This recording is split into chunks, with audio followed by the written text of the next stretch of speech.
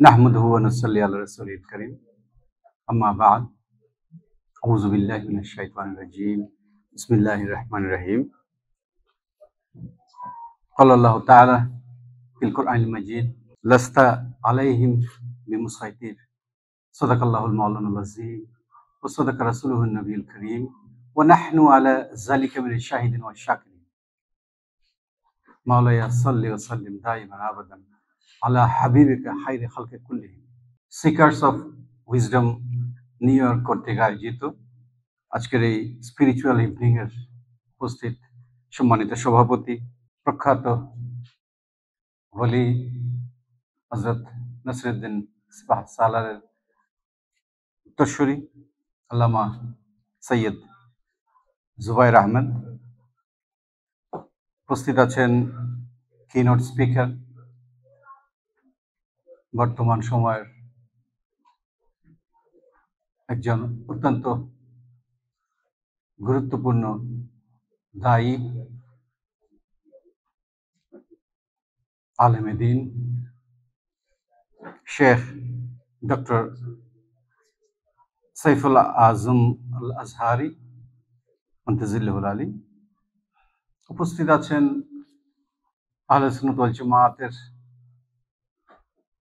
সদস্যবৃন্দ, বিভিন্ন তরিকতের সংগঠনের সদস্যবৃন্দ, Gausia committee, মেজবানুরি Gausia hoc committee, আরো প্রত্যেকটি সংগঠনের নাম আমার জানা নেই। উপস্থিত যারা আছেন এবং আশিকানে মুস্তাফা সাল্লাল্লাহু তাআলা আলাইহি ওয়াসাল্লাম আশিকানে বলি আসসালামু আলাইকুম ওয়া রাহমাতুল্লাহি ওয়া বারাকাতুহু। আলহামদুলিল্লাহ, আমি অত্যন্ত আনন্দিত বোধ করছি যে আল্লাহ রাব্বুল আলামিন আমাকে এই অনুষ্ঠানে, মাহফিলে হাজির হওয়ার তৌফিক দিয়েছেন। পরম করুণাময়ের দরবারে অগণিত শুকরিয়া আদায় করছি। আপনাদের সাথে সাক্ষাৎ হলো, কিছু রুহানি আলাপ হলো, আমার অন্তর সিক্ত হলো, হৃদ্য হলো। আজকের কিনোট স্পিকার আমি অল্প সময়ের মধ্যে আমি শেষ করে দেব। আজকের কিনোট স্পিকার আমাদেরকে শুরুতে যে বিষয়টি বলেছেন যে আমরা কানেক্টেড হতে হবে। এটা একটা সেন্ট্রাল থিম আমরা বলতে পারি, কানেক্টেড হওয়া। এই কানেক্টেড হওয়া হচ্ছে জরুরি, আর ডিসকানেক্টেড হওয়াটা হচ্ছে আমাদের কশন পয়েন্ট। আমরা যেটা দেখছি যে বর্তমান পৃথিবীতে, মুসলিম উম্মার কথাই বলছি আমি, আমাদের যে কাজটি করার কথা সেটি আমরা করতে পারছি না, সামগ্রিকভাবে করতে পারছি না। যে দায়িত্ব পালন করার কথা সে দায়িত্ব উপযুক্তভাবে আমরা পালন করতে পারছি না। যেভাবে আমাদের উম্মাহ পারস্পরিক একটি অবস্থানে থাকার কথা সেটিও আমরা থাকতে পারছি না। এবং আমাদের প্রতি অর্পিত যে দায়িত্ব, সে দায়িত্বগুলো আমরা কালেকটিভলি, আমরা একটা কালেকটিভ ফেলিয়ারের মধ্যে পড়ে গেছি। আমরা বিশ্বের একটা অবস্থার দিকে তাকালে আমরা এটি নিয়ে কেউ, আশা করি এটি নিয়ে কেউ দ্বিমত পোষণ করবে না। আমি যদি এভাবেই বলি, এটি আমার নিজস্ব, পুরো কথাগুলোই আমার নিজস্ব, আল্লাহ রাব্বুল আলামিন আমাকে যে যতটুকু চিন্তা করার ক্ষমতা দিয়েছেন তার ভিত্তিতে আমি বলছি। এর মধ্যে ভুল ত্রুটি থাকবে, সেটি ক্ষমা করবেন আপনারা।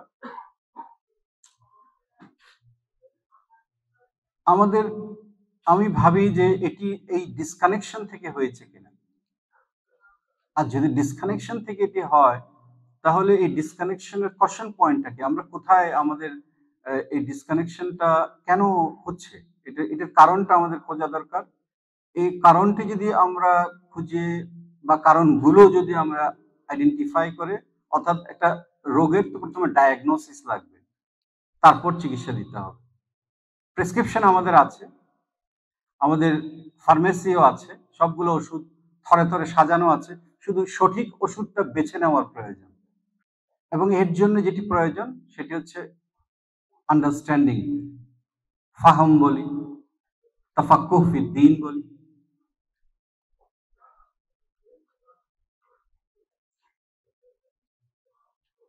আন্ডারস্ট্যান্ডিং যদি সঠিক না হয়, অর্থাৎ ইসলামকে, আল্লাহর কালামকে, প্যারা রসুলের সুন্নাহকে আমরা যদি প্রপোর্শনেটলি কারেক্টলি আমরা যদি আমাদের চিন্তা চেতনায় ধারণ করতে না পারি, ইমপ্রপার ম্যানারে যদি আমাদের আন্ডারস্ট্যান্ডিং ডেভেলপ করে, তাহলে কিন্তু আমাদের এই পরিণতি হওয়ার কথা। সেখান থেকে আমি যেটা কনক্লুশন আমি ড্র করছি, যে আমার মনে হচ্ছে যে আমরা আসলে ইন এ প্রপার ম্যানার আমরা আন্ডারস্ট্যান্ড করতে পারছি কিনা, না হলে গত 500 বছর ধরে আমরা ক্রমাগত পিছিয়েছি কেন? আমাদের তো পৃথিবীকে অনেক কিছু দেওয়ার ছিল, অনেক কিছু দেওয়ার ছিল, আমরা কতটুকু দিতে পেরেছি আর কতটুকু দেওয়া উচিত ছিল, তার এই ব্যালেন্স শিটটা যদি আমরা তৈরি করি, তাহলে কিন্তু আমরা দেখতে পাবো যে আসলে এখনো আমরা অথৈ সাগরে ভেসে বেড়াচ্ছি, কিন্তু এরকমটি হওয়ার কথা ছিল না। কেন হয়েছে এবং আমরা কি করছি? ইসলাম পরম করুণাময় আল্লাহ রাব্বুল আলামিনের প্রতি সাবমিশন, পেয়ারা রসুলের আনুগত্য মাঝে নিহিত। এখন এই ইসলামের রূপরেখাকে আমরা কিভাবে ধারণ করছি, এই সামগ্রিক ইসলামের এই বিশাল ক্যানভাসকে আমরা কিভাবে এই বিশাল ক্যানভাস থেকে আমরা কেমন করে এই রাজকোষ থেকে কিভাবে আমরা রত্নগুলোকে উদ্ধার করছি, কিভাবে সেটিকে সঠিকভাবে সাজিয়ে আমরা মালা গাঁথছি, এটির উপরেই কিন্তু আমাদের সফলতা নির্ভর করে। আমার কাছে যেটি মনে হয়েছে যে আমরা ইসলাম এর যে রুহানিয়ত এবং ইসলামের যে দুনিয়া যেভাবে গাইড করা হয়েছে, দুনিয়াকে ডিল করা এবং রুহানিয়তকে ডিল করা, এই দুটোর মধ্যে যে সামঞ্জস্য থাকার কথা, সেই সামঞ্জস্য আমরা বজায় রাখতে পারিনি। একটা ইমব্যালেন্স হয়ে গেছে, যে ইমব্যালেন্সের ফলে আমরা অনেকগুলো ন্যারেটিভের মধ্যে অভ্যস্ত হয়ে গেছি, যে ন্যারেটিভ গুলোকে স্ক্রুটিনাইজ করা দরকার। আমি যে কোরআনুল কারীম এর আয়াত শরীফ আমি তেলাওয়াত করার চেষ্টা করেছি, সেটির অর্থই হচ্ছে আল্লাহ রাব্বুল আলামিন বলছেন প্রিয় নবীকে, ওনার রোলটা এখানে বলছেন। এখানে একটা অনুবাদ আছে, সেই অনুবাদটা আমাদের প্রধান বক্তা বলেছেন যে এটির জন্য ইনসাইটের দরকার আছে, ডিপ আন্ডারস্ট্যান্ডিং এর দরকার আছে। আমি জানি না এটি সঠিক অনুবাদ কিনা, তবে কাছাকাছি কিছু একটা হবে। কারণ এখানে এই অনুবাদটা আমার কাছে আছে, সেটি বলছে আপনি তাদের শাসক নন। কোথাও কোথাও এটিকে দারোগা শব্দটি ব্যবহার করা হয়েছে। এটা সূরাতুল গাশিয়ার 22 নম্বর আয়াত। নবী আপনি শাসক নন, তাহলে আপনার রোলটা কি? এই রোলের কথা আমি আজকে যে কথাগুলো বলছি, এগুলো আমি আসলে পরশুদিন আমাদের বস্টনে একটা প্রোগ্রাম ছিল, সেই কথাগুলোই আসলে এক ধরনের রিপিট করছি। এই রোলটাও, এটি কি দুনিয়াদারির জন্য, এটা কি রাজনীতিকে ম্যানেজ করার জন্য, এটি কি দুনিয়াদারিকে ম্যানেজ করার জন্য, নাকি আর কিছুর জন্য, নাকি আরো বড় কিছুর জন্য? আমরা সূরা জুমআ থেকে একটা আয়াত শরীফের আমি অনুবাদটি আমি পড়ছি। আবারও বলছি, হয়তো এটি একেবারে অত্যুত্তম একটি অনুবাদ হবে না, কিন্তু আশা করছি কাছাকাছি অর্থ বোঝা যাবে। তিনি নিরক্ষরদের মধ্য থেকে একজন রসূল প্রেরণ করেছেন, যিনি, এখানে নিরক্ষর শব্দ হয়তো ভিন্ন একটা অর্থ হতে পারে, এটি যেখান থেকে আমি পেয়েছি আমরা, আমাদের উদ্দেশ্য ওটি নয়। পরবর্তী যে আল্লাহ রসুলের যে রোলটি সেটি বর্ণনা করা হয়েছে পরে, সেটি আমাদের আলোচনার উদ্দেশ্য। যিনি তাদের কাছে পাঠ করেন তার আয়াত সমূহ। রাসূল সাল্লাল্লাহু আলাইহি ওয়াসাল্লামের রোলটা এখানে ডেসক্রাইব করছে। এটি সূরাতুল বাকারাতেও আছে, সূরা আলে ইমরানেও আছে, একই ধরনের, মোটামুটি একই ধরনের। তাদেরকে পবিত্র করেন, ইউযাক্কিহিম, তাদেরকে পবিত্র করেন এবং শিক্ষা দেন কিতাব এবং হিকমত। এই যেগুলোর ব্যাপারে, এই বিষয়গুলো, তিনটি বিষয়ের ব্যাপারে বা চারটি বিষয়ের ব্যাপারে ইতিপূর্বে তারা ছিল ঘোর পথভ্রষ্টতায় লিপ্ত, অর্থাৎ এদিকে তারা সঠিকভাবে বুঝতে পারেনি আল্লাহ নবীর কাছ থেকে কি শিক্ষাটি গ্রহণ করবে, উনি কি দিতে এসেছেন সেটি সঠিকভাবে বুঝতে পারেননি। এই ঘোষণা দিয়ে আল্লাহ রাব্বুল আলামিন আমাদেরকে আল্লাহ রসুলের যে কর্মপরিধি সেটি বলছেন। এখানে এটা হচ্ছে পাঠ করেন তার আয়াত সমূহ, তাদেরকে পবিত্র করেন এবং শিক্ষা দেন কিতাব ও হিকমত। এখান থেকে আমরা বুঝতে পারছি যে আসলে ইসলামের মূল ফোকাসটা, আমাদের কিনোট স্পিকার বলেছেন, আখিরাত কেন্দ্রিক, এবং এই আখিরাতকে আমাদেরকে তৈরি করতে হবে আমাদের নিজেদেরকে পবিত্র করে তৈরি করার মাধ্যমে। অর্থাৎ রুহানিয়তের একটি বিশাল চর্চার একটি উর্বর ক্ষেত্র হচ্ছে ইসলাম, যে কারণে আজকে আমরা এই অনুষ্ঠানের নাম দেখতে পাচ্ছি স্পিরিচুয়াল ইভিনিং।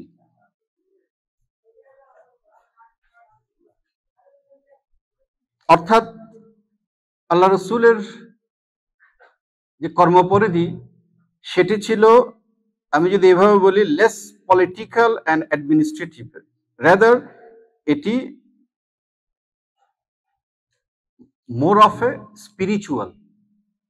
পলিটিক্যাল অ্যাডমিনিস্ট্রেশন এগুলো তো আছে, এগুলো আমাদেরকে শিক্ষা দিয়েছেন পেয়ারা রসুল, কিন্তু রুহানিয়তের যে শিক্ষা সেটি ছিল অগ্রগণ্য।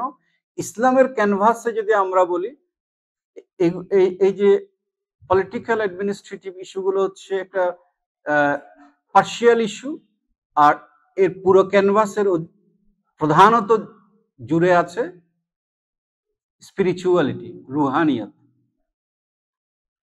এখন আমরা যদি এই প্রপোর্শনটাকে কোনো মতে আমাদের চেক করতে চাই আমরা একটু করে, যে এটিকে আমরা ঠিক রেখেছি প্রপোর্শন, নাকি আমরা পাল্টে দিয়েছি এই প্রপোর্শনটাকে। আমরা যখন বর্তমান যুগে আসি, আমরা যে বলছিলাম যে কিছু ন্যারেটিভস খুব পপুলার হয়েছে আমাদের মাইন্ডসেট। আমরা তো কন্টিনিউয়াসলি আমরা ইনফরমেশন পাচ্ছি চারদিক থেকে, আমাদের এই যে পঞ্চেন্দ্রিয় ইনফরমেশন নিচ্ছে, নিয়ে আমাদের মেন্টাল মেকআপটা তৈরি হচ্ছে,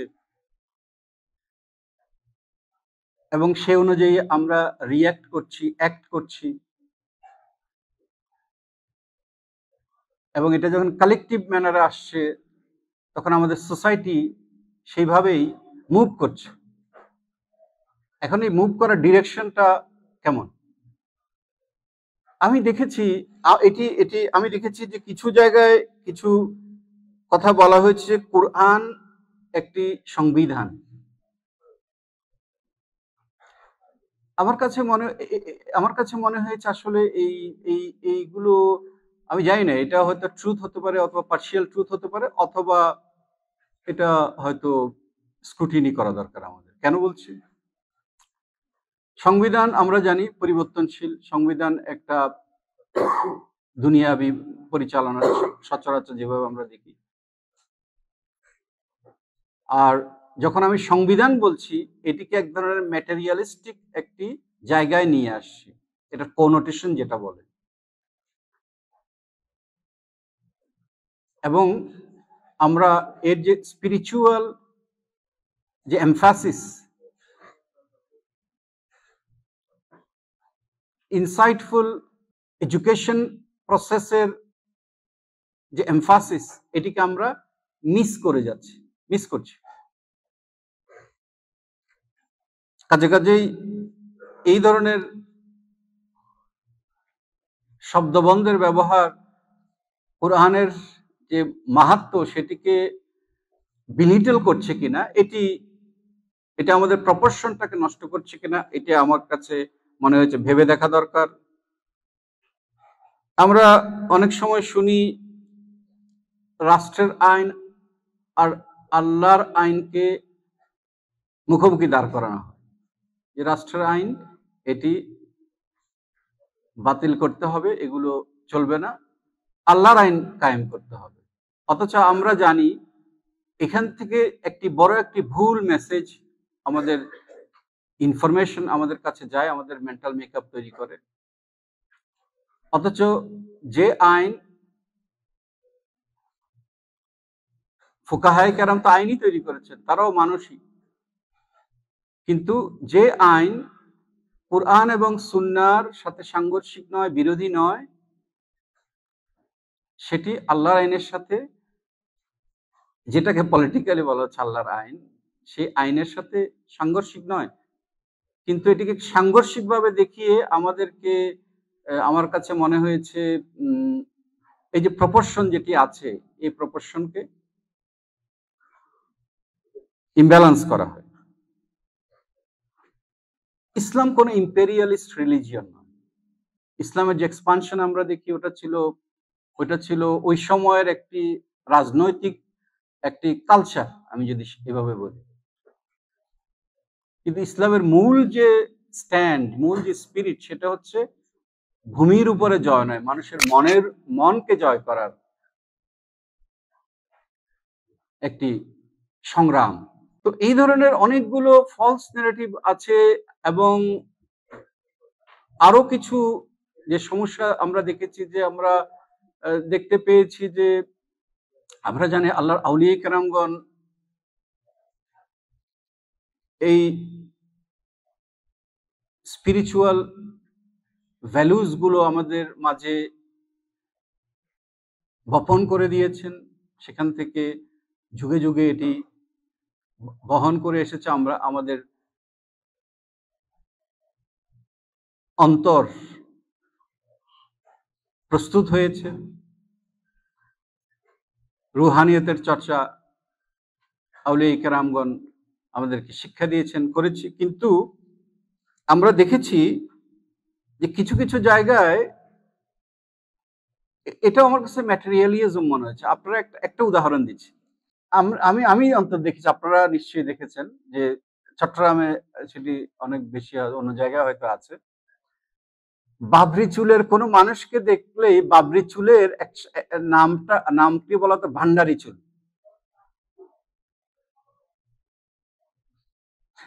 মানে আমি এভাবে বলতে চাই, বাবরি চুল রাখলে এটাকে বলা, এই চুলকে বলা হতো ভান্ডারি চুল, এবং ঠাট্টা মস্করা করা হতো, অ্যাজ ইফ একটা এলিয়েন মানুষ, অপরিচিত মানুষ, গরিব মানে অপরিচিত, তার এই কাজের কোনো ঠিক নাই, বেসিস নাই, একটা কুসংস্কারগ্রস্ত মানুষ। কিন্তু দরবারি মহলে আমরা এই ধরনের মানুষগুলোকে, তারা সজ্জন মানুষ, কাজকর্ম করে খাচ্ছেন, সমাজে সুন্দর করে চলছেন, ভালো ভালো কাজের নেতৃত্ব দিচ্ছেন, তাদের দোষটা কি? দোষটা হচ্ছে তারা তরিকতে জিকির আজকার করেন। যখন জিকির আজকার করেন, তারা হেলে দুলে মাথা নেড়ে জিকির করেন, তখন তাদের সাথে চুলগুলাও দুলে। এটি হচ্ছে একটা হাস্যরসের একটি উপাদান, আমরা অনেক জায়গায় দেখেছি। কিন্তু আনফরচুনেটলি আমরা বুঝতেই পারিনি যে এটি আসলে সুন্নতি চুল, এটি ভান্ডারি চুল না।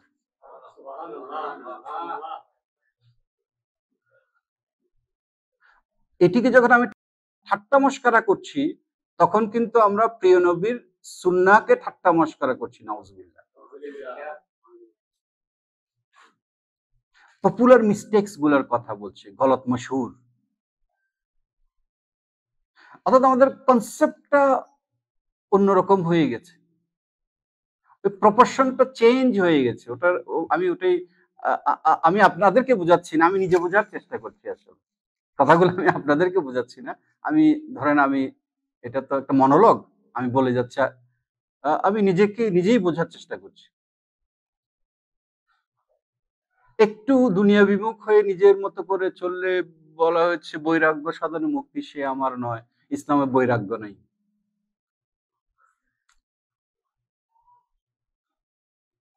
হ্যাঁ, ইসলাম দুনিয়াকে সাজানোর দায়িত্ব দিয়েছে আমাদেরকে, পরিবারের দায়িত্ব পালন করার নির্দেশ দিয়েছে, এগুলো সব দায়িত্ব পালন করা, কিন্তু বিশেষ অবস্থায় বিশেষ মানুষের জন্য যখন ফিতনা ফাসাদে নিমজ্জিত হয়ে যাবে, তার এই হুকুমও তার জন্য আছে। সহিহ হাদিস শরীফে এটি আছে যে সে যদি দুনিয়া তখন এই অবস্থায় কঠিন পরীক্ষার সময়, ফিতনা ফাসাদের সময়, সে দুনিয়া লোক সংস্রবে থাকার চাইতে পাহাড়ে জঙ্গলে চলে যাওয়াটা তার জন্য শ্রেয়। আমি রেফারেন্স দিচ্ছি না, এই রেফারেন্স গুলা খুব সহজেই পাওয়া যায়।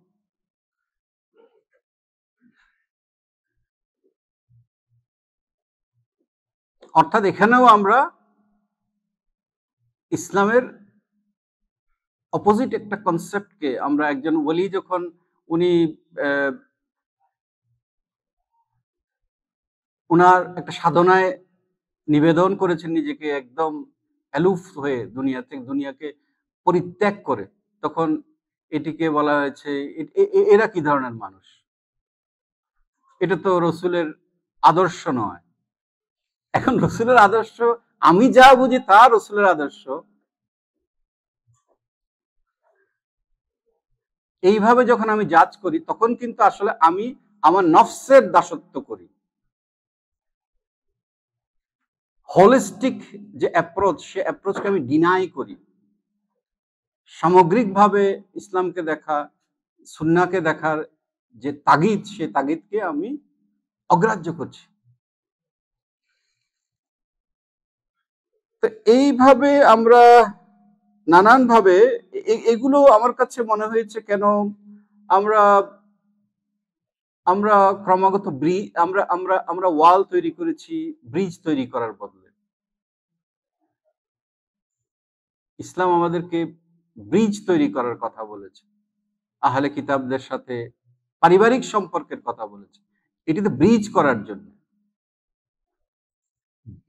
ওয়াল তৈরি করার জন্য। আমাদের জন্য, আমরা জানি যে মুসলিমদের হাতে অমুসলিমদের উপাসনালয় নিরাপদ, এটি হচ্ছে ইসলামের উসুল, এটি নিয়ে কোনো কেউ বিতর্ক করে না। কিন্তু আমি দেখেছি যে সম্ভবত সুলতান মাহমুদ গজনবী, উনি 17 বার সোমনাথ মন্দির আক্রমণ করেছেন। এটি ছিল ওনার একটা পলিটিক্যাল ডিসিশন, পলিটিক্যাল মিস্টেক। এটি কোনো ইসলামিক কোনো Islamic action or move based on Islamic principal ছিল না, এটা ওনার পার্সোনাল একটা অ্যাডভেঞ্চার ছিল। এবং যেহেতু এটা ইসলামের উসুলের সাথে যাচ্ছে না, আমরা এটাকে ওন করতে পারি না। কিন্তু আমি অনেক সময় দেখেছি এই জিনিসটা অনেক বিজ্ঞ মানুষকেও আমি বোঝাতে ব্যর্থ হয়েছে। এগুলোর কারণটা মনে হয়েছে ওই যে আমরা যে দুনিয়াদারি বলেন, বা আমি যদি এটাকে আরেকটু ফর্মালাইজ করি পলিটিক্স আমাদের মনকে গ্রাস করেছে। আমরা ইসলামের উপরে আমরা পলিটিক্সকে আমরা জায়গা দিয়ে দিচ্ছি, সিয়াসতকে। ইসলামকে আমরা একটা পলিটিক্যাল রিলিজিয়ন বানিয়ে ফেলছি কিনা দেখা দরকার। পেয়ারা রসুল যিনি একজন স্পিরিচুয়াল লিডার, ওনাকে একজন পলিটিক্যাল লিডার হিসাবে নামিয়ে আনছি কিনা। কোরআনকে একটা স্পিরিচুয়াল বুক সেটিকে আমরা একটা পলিটিক্যাল বুক বানিয়ে ফেলছি কিনা, এগুলো আমাদের একটু চেক করে দেখা দরকার। এবং এইগুলোর কারণে আমাদের আসলে মূল আন্ডারস্ট্যান্ডিংটা, ভুল বার্তাগুলো আমাদের ভেতরে যাচ্ছে কিনা, এবং এই ভুল বার্তার কারণে আমাদের ভুল মানসিকতা তৈরি হচ্ছে কিনা, এবং এই ভুল মানসিকতা আমাদেরকে ভুল জায়গায় পৌঁছে দিচ্ছে কিনা, যার ফলে আমরা আমাদের দায়িত্ব পালন করতে ব্যর্থ হয়ে যাচ্ছি, এটি আমাদেরকে একটু চেক করা দরকার। ডিসকানেক্ট করে দিচ্ছে কিনা আমাদেরকে। কারণ আমি যখন ইসলামকে একটা পলিটিক্যাল 24 ঘন্টা এটাকে একটা পলিটিক্যাল মুভমেন্ট হিসেবে আমি দেখতে শিখে যাব, তখন পলিটিক্যাল চিন্তা ভাবনাগুলোই আমাকে কাজ করবে। আমি পলিটিক্সের নিজস্ব একটা চরিত্র আছে, সেই চরিত্র কাজ করা শুরু করবে। ইসলামের যে প্রিস্টিন পিওর বিউটি সিম্পলিসিটি, এটাকে ওই পলিটিক্সের যে নিজস্ব যে ক্যারেক্টার, ওটা গ্রাস করে নেবে, এবং ওই বিউটি সিম্পলিসিটি, প্রিস্টিন যে সিম্পলিসিটি বিউটি, ওটাকে ধ্বংস করে দেবে। এটাকে একটা মেকানিক্যাল একটা অবস্থায় নিয়ে চলে যাবে। তো এগুলো আমার কাছে মনে হয়েছে, এবং এগুলোর ফলে কি হবে, আমরা একটা লাইট হাউস আমরা ধ্বংস করে দেব। আমরা দেখতে পাচ্ছি এগুলোর আলামত। আমি জানি না, আমি শুধু আমি ভুল বুঝবেন না, মানে মানুষের জীবনে পলিটিক্সের দরকার নাই, কোনো মুসলিম পলিটিক্স করবে না, বিষয়টা আমি এটা বলছি না। কিন্তু অ্যাডমিনিস্ট্রেশন, একজন জাজ, উনি একটা ভোট দিতে পারেন, কিন্তু উনি একটি দলের সদস্য হতে পারেন না। একজন আর্মি জেনারেল ভোট দিতে পারেন, কিন্তু উনি একটা রাজনৈতিক দলের সদস্য হতে পারেন না। তাহলে এখন এই যে লাইন অফ ডিমার্কেশন, আমরা আসলে রিলিজিয়ন এন্ড পলিটিক্সের মধ্যে, ইসলাম এবং রাজনীতির মধ্যে যে একটি মুসলিমের তো অবশ্যই একটা রাজনীতি থাকবে, ইসলামের নীতি নৈতিকতার আলোকে সে তার রাজনীতিকে তৈরি করবে, absolutely fine, beautiful। কিন্তু আমরা এই ইসলাম এবং রাজনীতির মধ্যে যে একটি লাইন অফ ডিমার্কেশনও আছে, এটিকে আমরা রেখেছি না এটিকে আমরা বিলীন করে দিয়েছি, এটিও আমাদের ভেবে দেখা দরকার। এটি যখন হবে, তখন আমরা লাইট হাউস গুলোকে ধ্বংস করে ফেলবো। প্রমাণ হচ্ছে আমরা আল্লাহর আউলিয়া কেরামের মাজার গুলোকে নিশ্চিহ্ন করার জন্য যত রকমের ন্যারেটিভ তৈরি করা দরকার সব করেছি, যত রকম ইনফরমেশন ওয়ার্ড দরকার সব করছি। ডিসইনফরমেশন, মিসইনফরমেশন দিয়ে আমরা আউলিয়া কেরামের মাজার গুলোকে স্টিগমাটাইজ করছি। এগুলো কুসংস্কারের কেন্দ্র, এগুলো কোনো ভালো কাজে নাই। এখন এইভাবে বলে এগুলোকে যখন আমরা বিষিয়ে তুলছি মানুষের মনকে, তখন মাজার ভাঙার উৎসবে মেতে উঠবে। মাজার যখন নিশ্চিহ্ন হয়ে যাবে, তখন সেই ওলির স্মরণ নিশ্চিহ্ন হয়ে যাবে, সেই ওলির আদর্শ শিক্ষা নিশ্চিহ্ন হয়ে যাবে। তাহলে আমরা পৌঁছাবো কোথায়? আমার এই জন্যে সঠিক দৃষ্টিভঙ্গিটা অনেক জরুরি বলে আমার মনে হয়েছে, সঠিক দৃষ্টিভঙ্গি অর্জন। তো আমি আমার এই জন্যে এই ধরনের অনুষ্ঠান, এই স্পিরিচুয়াল ইভিনিং, আমাদের কলবে কোথায় সমস্যা হয়েছে, এই সমস্যা, এই যে মরিচা, এই মরিচা দূর করার জন্য আমাদের যে প্রক্রিয়ায় যাওয়া দরকার, যেটিকে আমরা তরিকা বলি, আল্লাহর আউলিয়া কেরামের আদর্শ বলি, স্পিরিচুয়ালিটি বলি, তাসাউফ বলি, এই বিষয়গুলোকে আমাদের, আমি মনে করি, খেয়াল করা দরকার, জোর দেওয়া দরকার, আমাদের নবপ্রজন্মের সামনে তুলে ধরা দরকার বেশি করে। না হলে তারা, ওই যে বললাম, লাইট হাউস যখন আপনি ভেঙে ফেলবেন, অন্ধকার হয়ে যাবেন, বন্দরের ঠিকানা আপনি আর খুঁজে পাবেন না, আমাদের পরবর্তী প্রজন্ম খুঁজে পাবে না। আমি আশা করি এই ধরনের অনুষ্ঠানের মাধ্যমে আমরা ভবিষ্যতে আরো, এই যে আমাদের কিনোট স্পিকার যে আমাদের যে নসিহত করেছেন, যে গুরুত্বপূর্ণ কোরআনের যে পবিত্র বাণী থেকে যে গূঢ়ার্থ, অন্তর্নিহিত অর্থ আমাদের সামনে উপস্থাপন করেছেন, এগুলো আমাদের পরবর্তী প্রজন্ম যাতে জানতে পারে। বিশেষ করে আউলিয়া কেরামগণ কিভাবে তারা প্রবলেম সলভ করেছেন, ক্রাইসিস ডিল করেছেন, ম্যানেজ করেছেন, কনফ্লিক্ট রিজলভ করেছেন, এইগুলোর দিকে যাতে তাদেরকে আমরা ইনফরমেশন গুলো পৌঁছে দিতে পারি আরো বেশি করে, যাতে তারা আরো বেশি কন্ট্রিবিউট করতে পারে, আরো বেশি